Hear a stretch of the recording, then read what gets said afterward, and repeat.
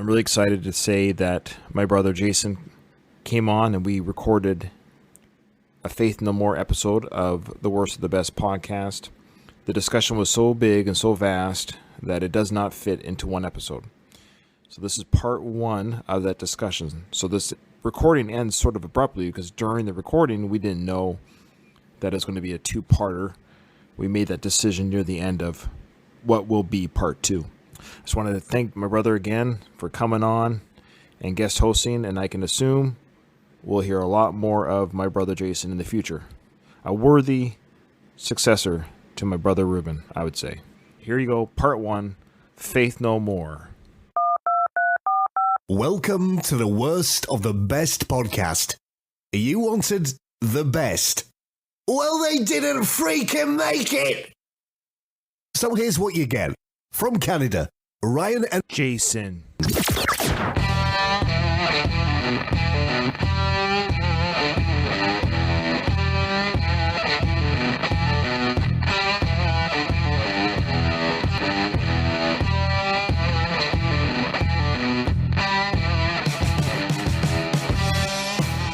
Welcome, everyone, to the Worst of the Best podcast. I'm very excited today because with me, I have my brother. Now, don't get too excited.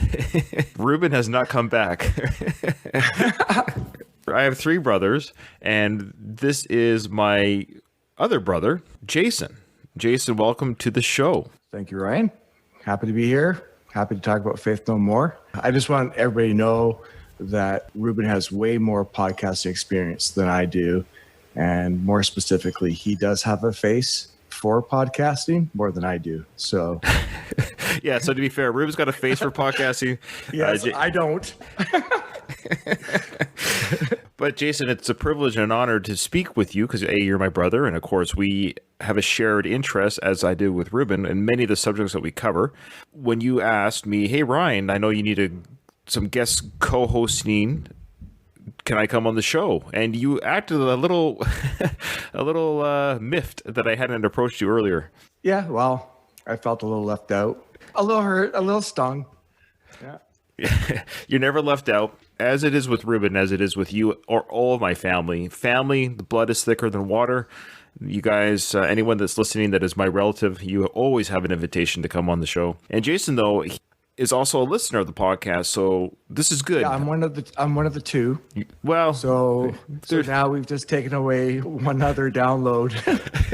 You're not going to let one. Yeah, you'll get one download, Mom. Yeah, so Mom and you. Ruben doesn't listen to the show.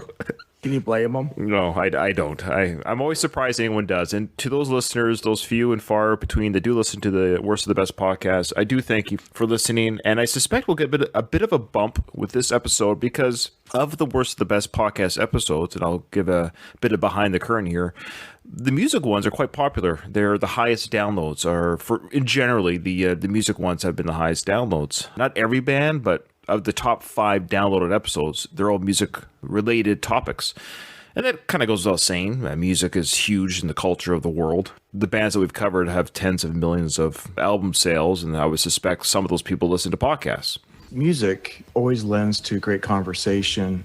People are either emotionally attached to a song or a band. It takes them back to places in their life that they like to reflect on. Helps them get through tough times, helps amplify the good times as well. So yeah, music, it just runs through our lives from when we're young, whether it's learning the alphabet or into our adulthood, and we can enjoy, music throughout our whole life. So yeah, I can understand why your music ones are more popular than the others. And the second place is our conspiracy ones. We'll probably just make this a conspiracy / music episode. Oh, if we combine the two. Yeah. Oh, yes. The Illuminati's involved in both of them. That's why they're popular, right? That's true. Illuminati's just all throughout the music industry, pushing their agenda. Of course. which lends to the conspiracies. That's right. No offense to the Illuminati, but, piss or get off the pot. Let's do this already. Yeah, I know. I love this. The slow burn control of the world. It's like this. They're playing the long game, Ryan. Really. Completely. 1,000-year game plan. to what end? To control the world, but I'm going to live and die, and it won't even matter to me. It's so funny. Like, what are we controlling? Yeah, the person that started this Illuminati is like long gone. But he died knowing his vision will one day come to fruition in the year 2530. It is funny. It is kind of funny. I do enjoy talking about them, and I do enjoy researching conspiracy theories. But at the end of the day, I always say to myself, it's a long game, like Jason said. And it's, where are we going with this? I don't have time. I don't have time to wait for this. Yeah, I want to know how it ends. They control the world. Okay. All right. Well, and then what? I don't know. Yeah. We're slaves. Slaves. All right. Here we go. Yes, get it. Jason, you're 46, right? I am. Yep. And I'm 44, and I bring that up because Faith No More has a long-lasting legacy that echoes today, and they're actually currently going on more tours right now as a band in 2020, which is amazing to me. I truly believe this with Ruben and Jason and myself, and a little bit of my oldest brother Dion. We lived through a real golden era of music, of even from pop music to metal to rock and roll to movies. The 80s and 90s were just an amazing time of music, movies. Faith No More, when they entered the scene with The Real Thing, the album The Real Thing, even though we'll get into it, it was their third album. But that being said, when they entered our lexicon of the popular culture, it was 1989. I was 14 years old at the time, and you were 16. So for us as teenagers, Jason, we were so lucky to experience this Mike Patton joining Faith No More phenomenon live as it was happening. Yeah. I mean, we were there, not their first two albums. Like you say, there are two other albums, but really it was the addition of Mike Patton that really helped push them into pop culture, into our everyday consciousness. He would have been the match to the fuel of the rest of the band because it was just that perfect combination. His personality mixed with the music talents of the rest of the band was a perfect match. And you're right, we did hit an amazing period of music. Faith No More came in late 80s, early 90s. That was a transitioning time. We started getting the Stone Temple Pilots. You started getting the Pearl Jams. You got their Nirvana. It was a slightly changing musical time period. We're starting to leave a little bit of, in air quotes, the hair bands.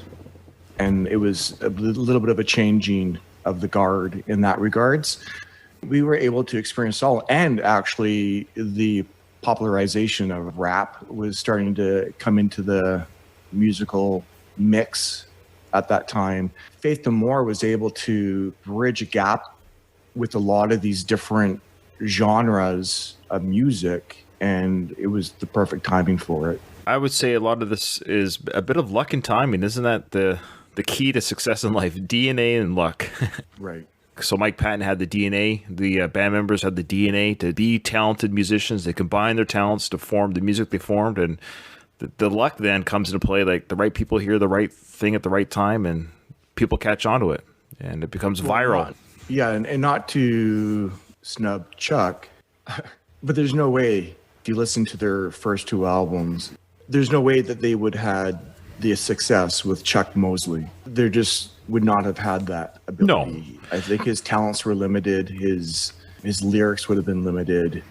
It was just a different, completely different vibe bringing in Mike. That's a discussion that I know a lot of avid and passionate Faith No More fans have. It's not quite as vitriol as the Sammy Hagar versus David Lee Roth debate, but there are definitely Chuck Mosley fans that are just Faith No More fans and who followed Chuck's career after he was fired from the band or when he left the band. And let me just do a disclaimer here so we don't get like a bunch of comments and stuff. Jason and I are not experts on the Faith No More history. We know a little bit here and there because we did live through it. So I want to give a bit of a plug, though, and I'm going to tag them in the release of this episode so maybe they'll listen, because I do listen to their show. They're called The Podcast Croissant, and that's a play, of course, on the VHS release of their videos in 1993 collection, Faith No More Video Croissant. They are the primary, if not only, Faith No More podcast. And they are absolutely in the mix. They know their Faith No More like I know my Rocky. That's probably the best way to explain that one. They definitely know Faith No More, and I love listening to them. They know the history. They know they're like an encyclopedia of the band. Jason and I are not going to. I'm not going to pretend at all that I have that level of understanding.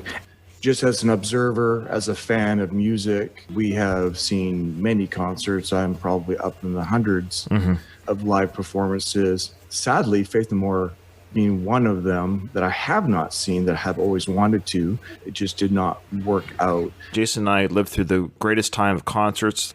Like, for example, we saw the Black Tour. We saw like AC/DC's Razor Edge tour. We saw the Use Your Illusion tour with Izzy Stradlin still in the band. We saw Dr. Feelgood tour. I mean, we lived through the golden age of metal and hair bands and whatever you want to call it during their heyday of their Megadeth during the Countdown to Extinction tour. So you name the band that we were there at their height, seeing these bands on tour. So Jason and I we had tickets to the Faith No More, Metallica, Guns N' Roses triple bill show that was going on there in the early 90s. And that, I remember holding that ticket in my hand thinking, I can't believe this. I can't believe we're seeing three bands that we're huge fans of. And I believe we were second row or seventh row on the floor. Yes. And then, of course. So, yeah. Well, anything to do with Guns N' Roses usually was a disaster in the 90s. But this actually wasn't Gnar's fault. This was Metallica, and not anyone's fault, but unfortunately James Hetfield was burnt by pyrotechnic literally days, not even a week before, because this happened in Canada. I think it was at the Quebec, Montreal. The Montreal concert.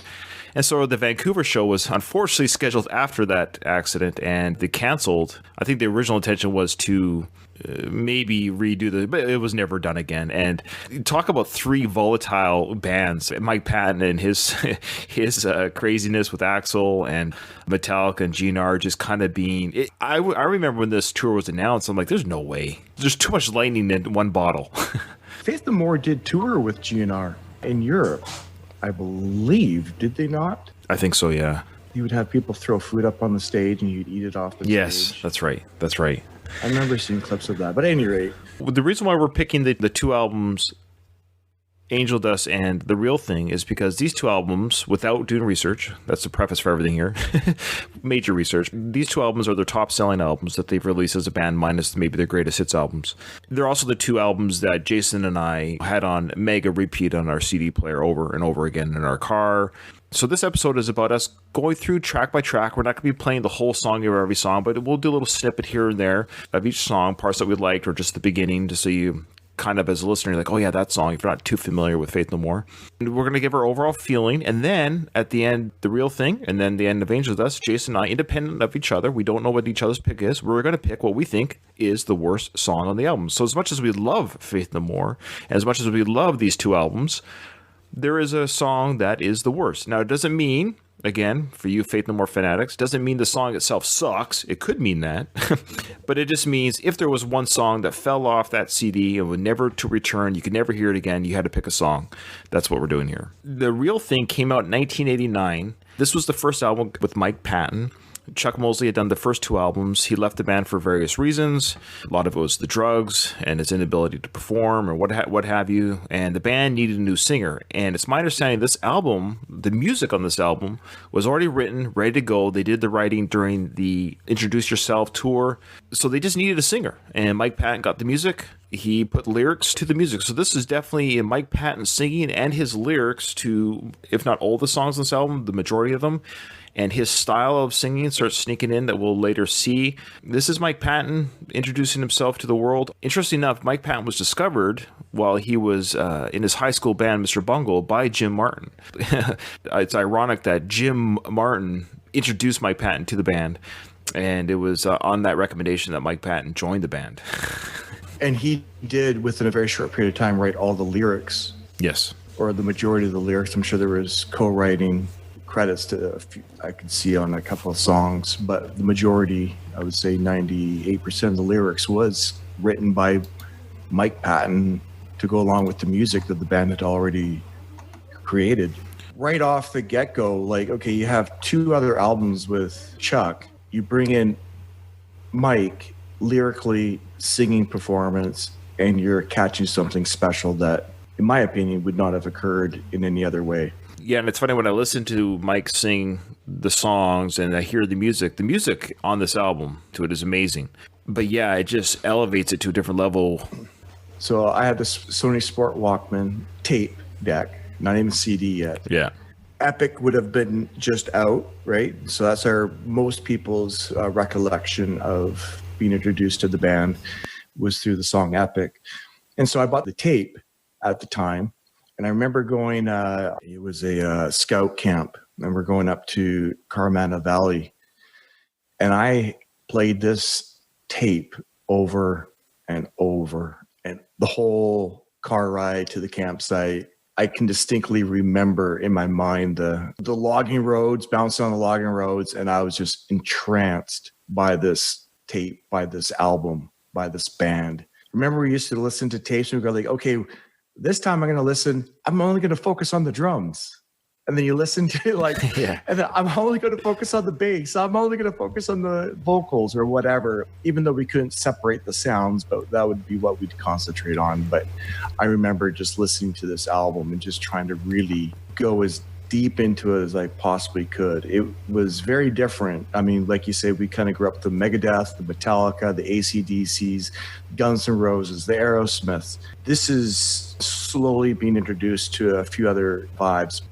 This was a very different direction musically than most of our exposure at the time. I have fond memories of listening to this tape, this album, and I can still visualize myself this many years later in that station wagon, Frank Higpush's station wagon, listening to this over and over again. So that was my real deep dive introduction, was that camping trip. That's awesome, Jay. I don't have a first memory. Not that it didn't have an impression on me. I just don't remember the first impression. I just remember this feeling that this album brought of the different sound, the bass, the heavy chunky bass, the vocal changes, and there was just no boring song on this album. You could just play this all the way through and you're just like, this is insane. It had a bit of like fun to it as well. It was a combination of fun.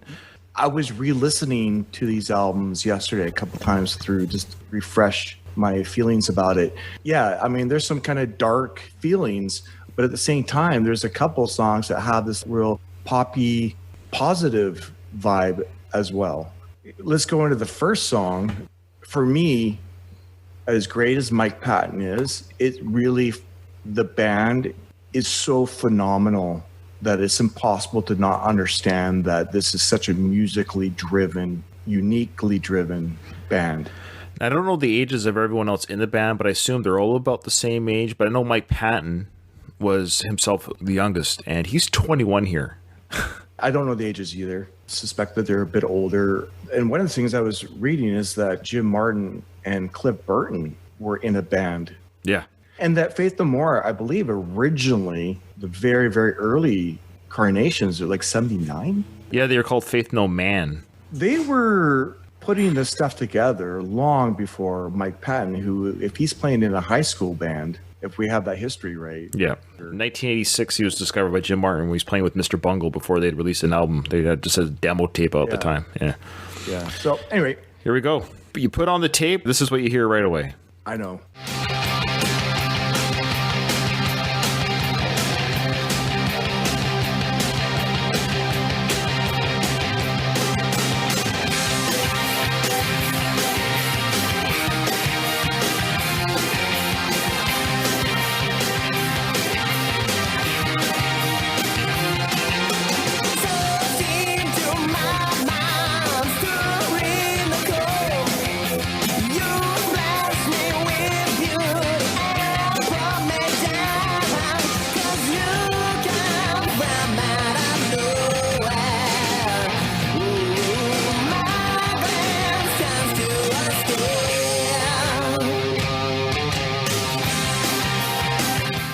Right away, you got that driving drums, the bass. It hits you right off the bat. You are grabbed right away.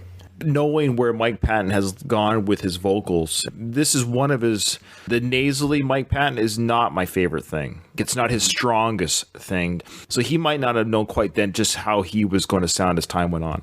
But he experiments with different sounds throughout this album. With this opening track, if you were to think this is how he was going to sound the whole album, it might have turned some people off had they not discovered how he sounds in other songs. Sure. And I know what you mean by the nasally sound. It was something that, as I was listening through it yesterday, I was kind of surprised, to be honest, how prevalent it was, especially on this album. I actually wonder if he or the band knew exactly the direction that they wanted to go. Not that he didn't know what he had available to him vocally. If he just sang like, I'm going to be a rock singer, then they wouldn't have separated themselves and their sound from many other bands. I think maybe possibly he was trying to be a little bit unique and a little bit different and not so mainstream.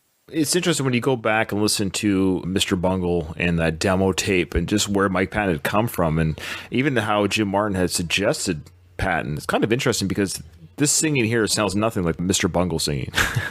Right. Jim Martin knew that Mike Patton obviously was something of a force of nature as a frontman, and he certainly is.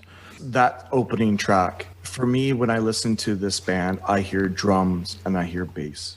Yes. Billy Gold and Mike Borden on drums, who went on to play with Ozzy Osbourne and other such great acts like that. So very talented individuals. I actually saw him with Ozzy Osbourne when he was playing drums. It was very cool to see. We should have said rest in peace to Chuck Mosley, who recently passed away last year. Rest in peace to Ozzy by the time of this release. Oh, jeez.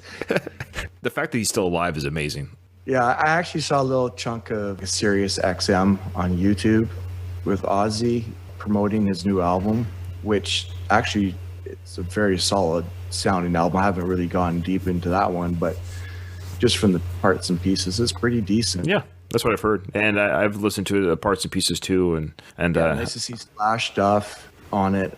Track number 2 kicks in. Of course, this goes without saying. It's epic. It's the song that put them on the map. And this is track number 2 on the album, however. And this is how it starts.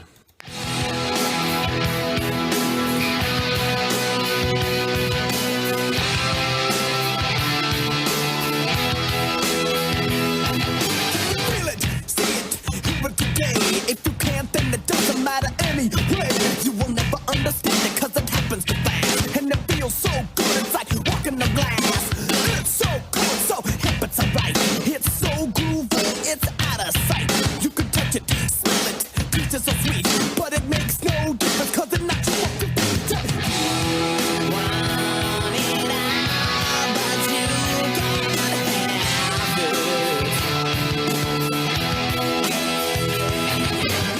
Guitar solo? Not the guitar solo. We won't have time to go through every part of every song. I know. Jim Martin's guitar work on this album is incredible. The tone that he has, I mean, I don't know guitar tones or how to describe it, but the sound that he's getting on his guitar, absolutely love. The part that I love here on this song is that chunky guitar work when Mike Patton's like, what is it? Yeah, yeah. It's it, right here.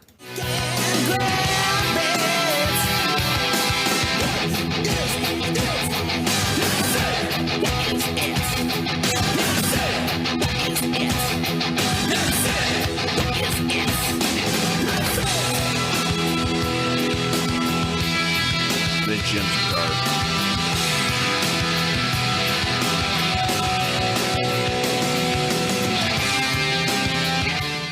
That's the song that put them on the map. For me, to help me better to know that they are worth listening to or investing more time with is to see them live.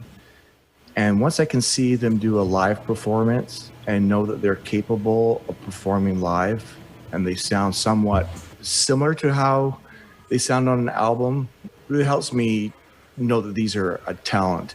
And so when we saw them on Saturday Night Live perform this song, that's when I realized how talented this band actually is. That performance on Saturday Night Live is what really helped solidify my appreciation of who they are as musicians. I'm not sure if you remember that performance. I do remember that. I stepped on you a little bit with the bass playing there. I apologize. I remember that. Wasn't Mike Patton like in the fan or something like that? The stage fan or something? I don't recall completely that part, but I remember the music video where they had the fish flopping around Right. at the end. And then at the end of their Saturday Night Live performance, he was flopping around on the stage like that goldfish. Yeah, I remember that. So the third track on the album, Falling to Pieces. And it opens with that bass line right away.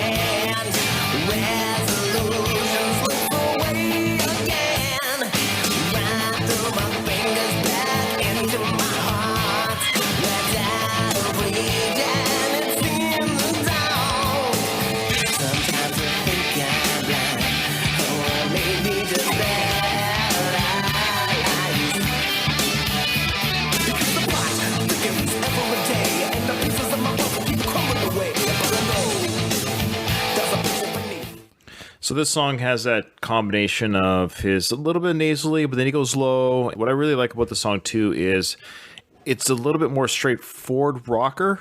It's got that really nice guitar part by Jim, and then he does that little bit of that singing rap that he does. It's almost like epic and from out of nowhere if you were to piece them together. Yes, when I was listening, re-listening, to me, my impressions of the song, I agree with all that what you said, but for me, it just kind of fell flat. It almost felt like Mike Patton was singing this too easily. It just felt like I can do this type of singing in this song in my sleep. It doesn't challenge him, I don't think. No, and it felt like, I don't want to use the word bored, but it almost seemed like he may have been bored singing it. Maybe the lyrics weren't quite what he wanted them to be, but they had to make the song anyways. I didn't feel as engaged in that song. It starts off, you're like, where is this going to go? The great bass and stuff like that. You know, that's just my impression. Not nearly as strong as the first two tracks. Track 4.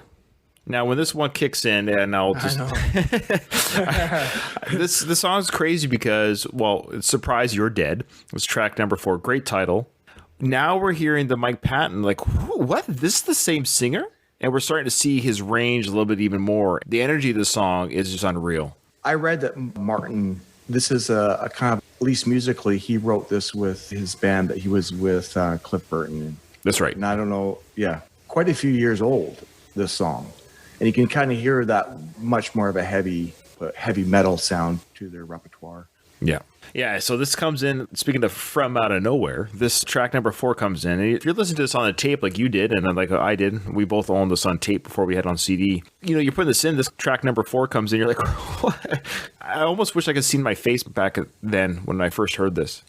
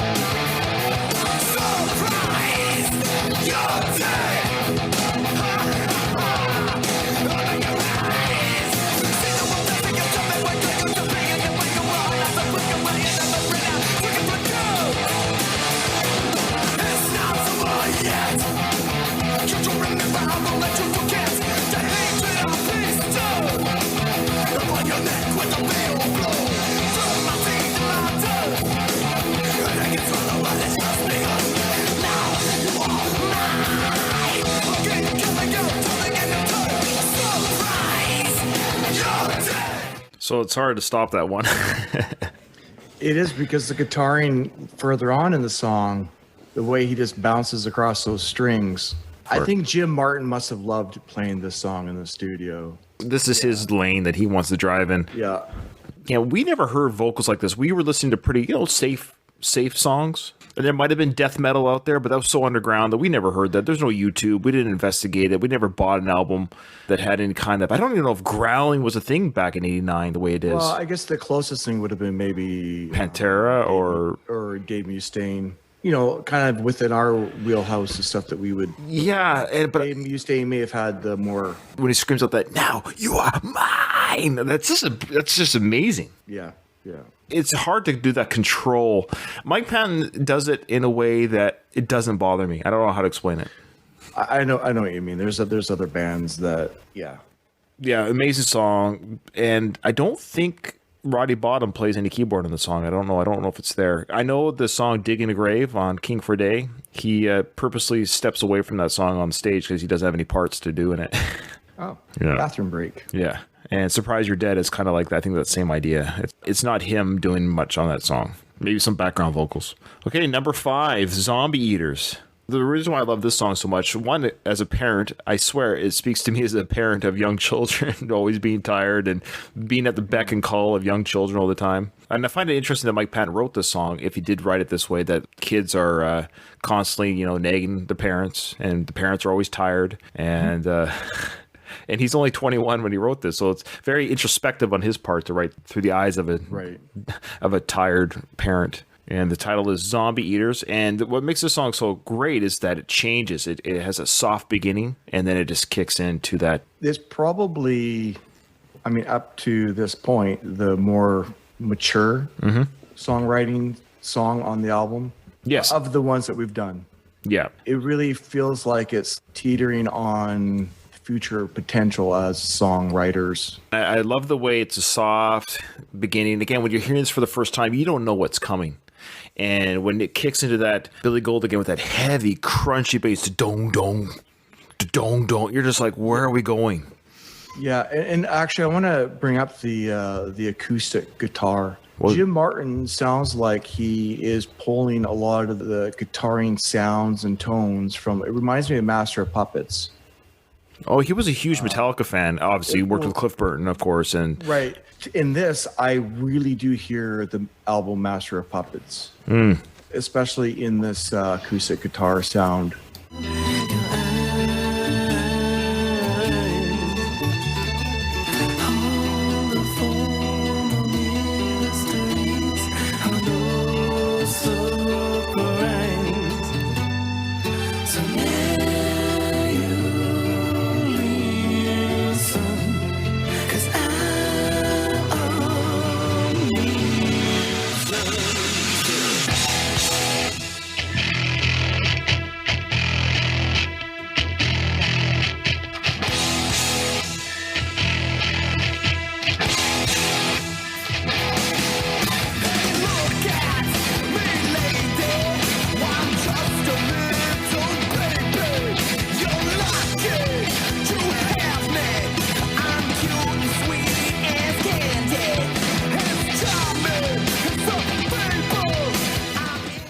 so he does that sing rappy kind of style there again. It's a great transition from his very almost a classical singing that he does there. He ends, and then it just kicks into that, and oh man, just that guitar chunk that they do there.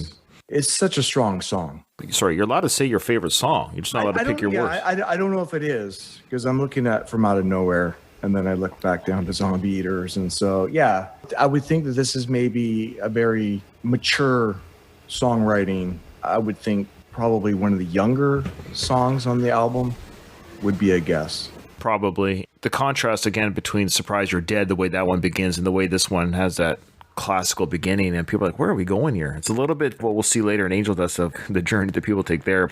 Zombie Eaters is probably, if I have to say, it's probably my second favorite song on the album, but the one that follows it is my favorite song. I know it. Okay, yeah.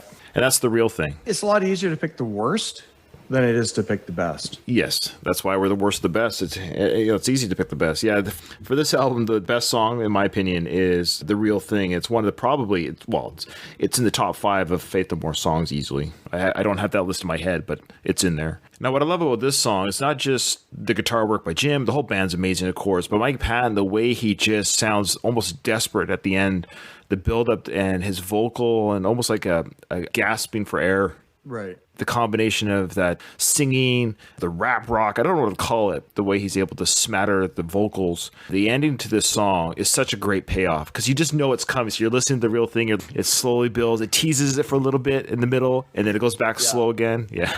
Yeah. The push and pull in the song. There's give, and then they take away, and then they give it back to you. So I'm going to give the climax here without any foreplay.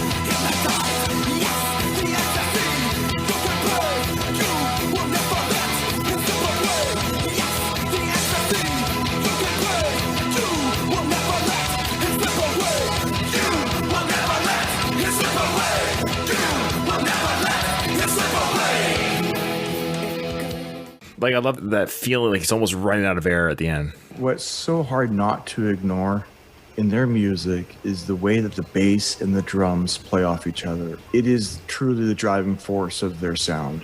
And another thing that Faith No More introduced to me anyway is we didn't really listen to a lot of music where there was synth sound. Keyboard. I mean, I guess the most we probably listened to is The Doors and Deep Purple. Yeah, so it'd be very little, and it's kind of interesting how they were able to have that synthesizer keyboard sound going on and making it feel like it's okay. It's okay.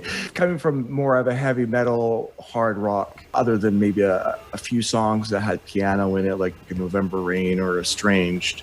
But having that synth sound, that sound stage that they brought into their music helped push the envelope, at least as far as I go, you know, with my musical expanse, I guess. If you were to talk to us before Faith No More, we would have told you the keyboard was for geeks. Yeah, like I don't want to see the keyboard on the stage. Yeah. What are we doing there? Roddy Bottom made it cool. Yeah. You didn't have a keytar. No, those were the worst. Keytar. What are you doing walking around with a keyboard strapped around your neck? That looked horrible. I guess it's the same when guitarists put their guitars down, like the slide guitar. That also looks stupid. It's like, guys, make up your mind. You either have a guitar or a piano. Pick one. You can't have both. So, yeah, as far as, you know, being a teenager with a keyboard on stage, and you didn't really think that was a cool thing at the time. But now, looking back, he did make it cool. That sound stage really added to the depth of what they were doing. So that was The Real Thing. Incredible song, like we said, that is my favorite on the album, if not top 5 of the Faith No More songs. Right. And then we have a transition to a different song altogether. This album, like most Faith No More albums, every song is just a little bit different. It has something else that maybe challenges you or takes you on a different journey. This is a very kind of psychedelic. It's perfectly titled Underwater Love because it's this weird psychedelic journey of a song. Yeah, for sure.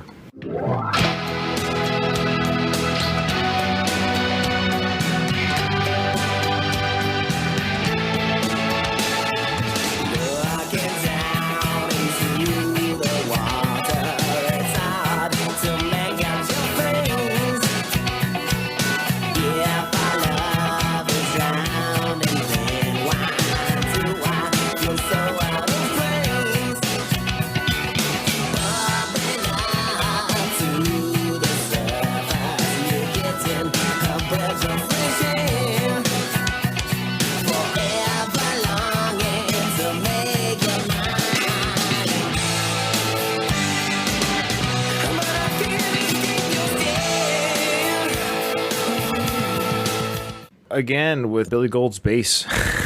Yeah, I mean, the driving feel to so many of these songs is definitely the bass. It's the way the drum interacts with that bass that gives it that bounce. I don't know how else to describe it. There's kind of a bounce or a hop and a skip to this song. The synthesizer sounds kind of giving that water feeling, that sound stage, that water sound stage, I suppose. Yeah, I love how the song begins. It has that like a bloop, bloop sound. Yeah. They really do make it feel like there's this weird. I call it psychedelic because if I did do acid or mushrooms, this is how I picture if they did a music video for the song. I would picture like a lot of colors, kind of like a 1960s Austin Powers type video.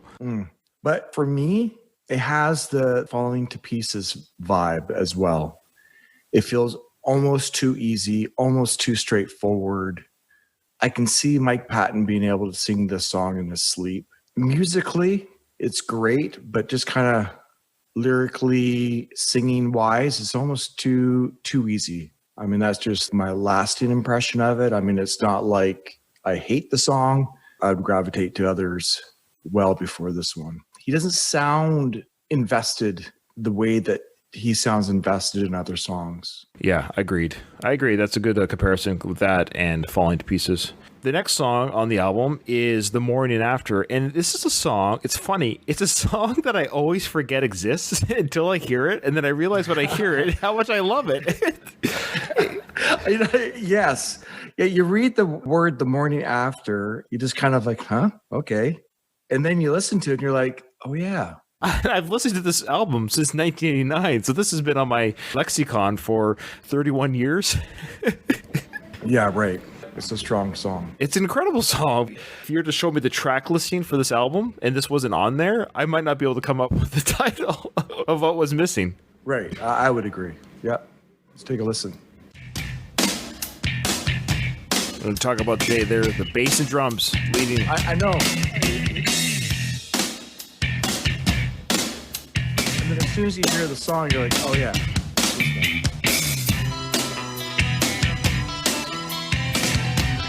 And then there's that synth. Should I say that again? And then the synth, Yeah. the synthesizer. Yeah. It gives you that sound stage that the band has throughout their albums. Another example of a song that starts a little bit soft, even though the driving bass and what have you, but it builds up in its intensity. Yes, and the second half of this song is the strongest. Yeah, we'll get to that right now. Yeah. This part here. Dead. Yeah.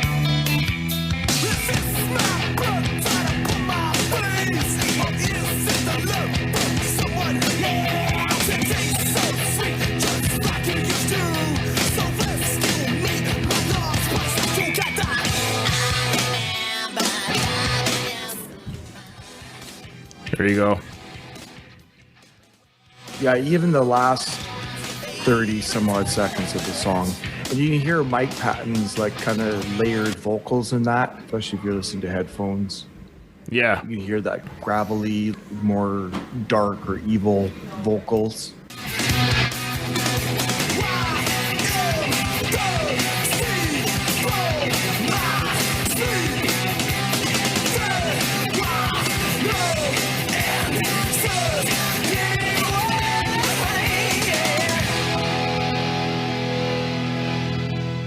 Great song. It is a very solid track. Very solid. I didn't mention this before, and again, we might have some listeners to the show that are listening to our first time coverage of a band or the first time listening to this podcast because of Faith No More, or whatever your reasons for listening. The criteria that we have when it comes to music, when we pick the worst, there's a couple criterias. Number one, it cannot be an instrumental only, unless the band itself is an instrumental only band, which we haven't covered yet. You can't pick a song where the whole band is not in on it as the worst song, so to speak. And two, it can't be a cover, so it has to be original work. So the next two songs, we're not going to play samples from it, because if you're a Faith No More fan, you already know these songs, and we're not here trying to sell Faith No More to people. But if you aren't a Faith No More fan, and hopefully these samples of these songs makes you go listen to them, because I highly recommend them if you haven't listened to them outside the epic song. Woodpecker from Mars, though it's an incredible instrumental, it's not up for the worst or best pick, so to speak. And what's interesting is oftentimes instrumentals from bands is just kind of a throwaway, but the instrumentals in both this and on Angel Dust are so strong. They wouldn't be the worst song on the album. If we were including it, often I would throw away, like, you know, when Metallica used to do an instrumental, I could just leave it. I don't want to hear an instrumental on an album of a band. It's just not my thing. But having said that, these two instrumentals, and of course we were talking specifically about Woodpecker from Mars, is actually a very strong song. And I do not mind listening to it, which is kind of rare. It would be something I would typically fast forward or, you know, skip. It's a song that when I listen to the album, I love it. I love how it sounds. I love how the whole band is just, it really is a rockin' song. And I wonder if there ever was original lyrics or what the reasons were for not having lyrics for the song.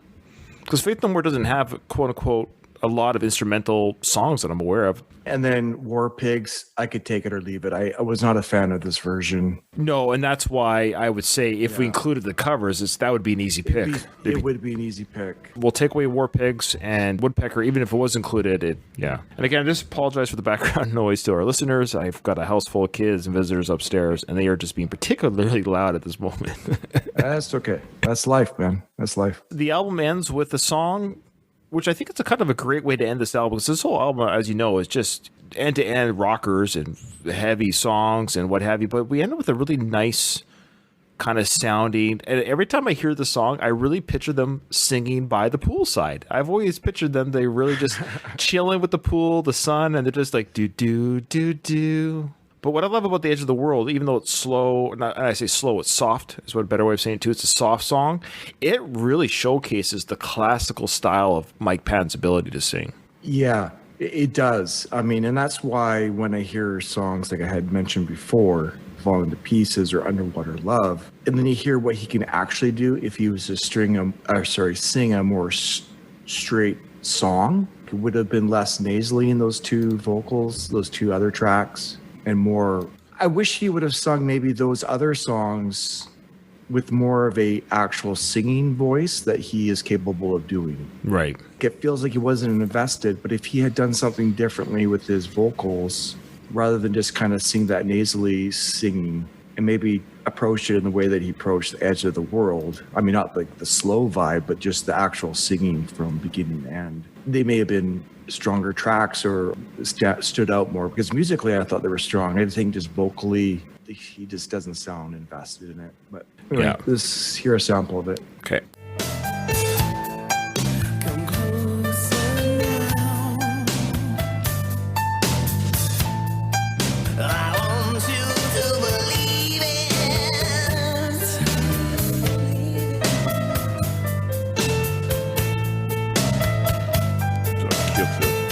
think.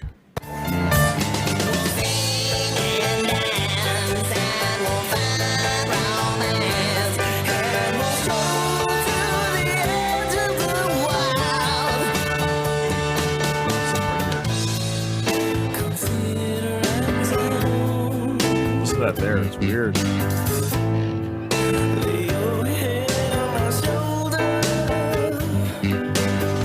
It's a really he never does that again, but it almost sounds female, like Lady Gaga-ish in a way, like a low octave female singer, and it's really done well. How he controls his voice there.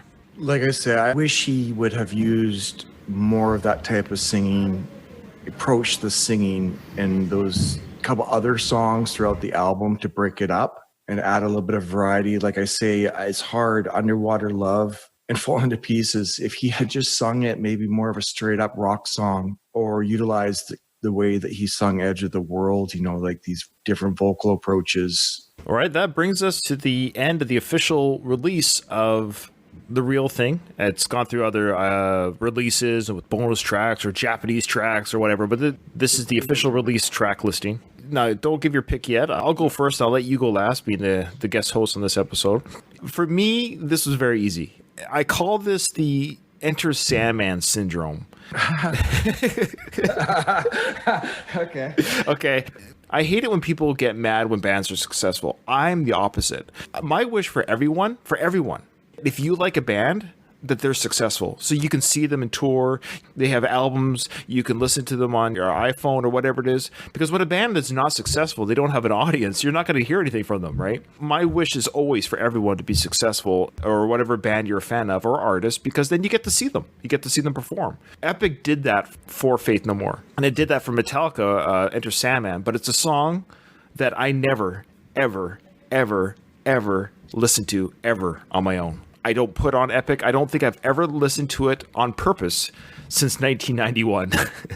Right. The reason being is because it doesn't reflect the band. We showed all these other songs, like Falling to Pieces, Zombie Eaters, The Real Thing, Underwater Love. That's the band on this album. And Epic does not represent the band, though I understand that it grabs people. And there's parts in the song that I really enjoy, like the crunchy guitar part, where it almost sounds very Metallica-driven, when he's going, "What is it? It's it." I like all that stuff, but that's just the parts of the song that I like. Actually isn't the song itself. Everyone knows that rapping part and what have you. But yeah, that's the worst song for me. And it's a song I could be happy never hearing it again, unless it was in concert. Right. I understand why you would make that pick. It makes complete sense to me.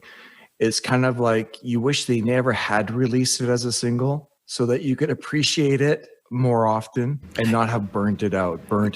Like that's what happened, right? Yeah, I'm almost envious of people that hear this album band for the first time. They're teens now, and they don't know that as a single. They just hear it as a song, and yeah, they're probably blown away by it. And it's not overplayed in their life because they're just hearing it for the first time in 2020, let's say. It's similar in how I feel about You Could Be Mine from Guns N' Roses. Man, what a strong song. What an awesome song. But they released it as a single. They released it on the Terminator 2 soundtrack, and they feel obligated to play it every single time they do a show. And that's something that everybody's familiar with, and they have to do it. But every time you hear that song now, what are you thinking of every time you hear it? Terminator 2. I think of Arnold. Yeah, I know. Walking down the music video, and the music video is amazing. Yeah, it's fun. Awesome. But yeah, it's just too bad you released that as a single, because as a fan, I don't want to be tarnished by its overuse, its overplay, its connection with Terminator 2, even though it was a fun video.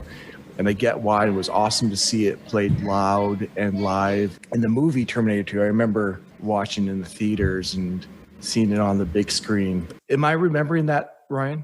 Yeah, you're remembering that correctly. Okay, so yeah, seeing and hearing that song, You Could Be Mine, in the theater. And at the time, I wasn't burnt out of it yet. Right, because we were so desperate for new material. We just Yes. Any piece, anything that would showcase Guns N' Roses, especially loud in the theater, was awesome. But now, 25, 26 years later, I'm like, I wish it was never a single. I wish as a fan I could enjoy that song every time I listen to it, so I get why Epic it would be your pick. But when I was refreshing myself with these albums, I enjoyed listening to Epic.